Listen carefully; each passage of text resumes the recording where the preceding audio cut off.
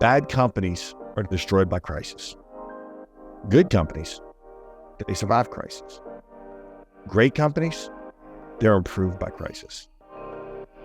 Let's commit to letting the adversity make us better, right? To take the gift of adversity to focus on excellence, focus on just an increase in the way we love and care for each other, an increase in the way we commit to excellence with the work that we do, an increase in the way we try to spread hope in a time that is desperately in need of it, and actually take this adversity and come out better. I know we're a great team. I've seen enough teams to know, I've been on enough teams to know we are a great team. And as we take this challenge, I think to look at this adversity and think through, walk through, act out how it is we are going to be better on the other side of this adversity, man, I'm encouraged. I'm encouraged to see what this looks like. And I'm encouraged to see the increased platform that we're going to have. And we're going to emerge an even more impactful lender on the other side of this.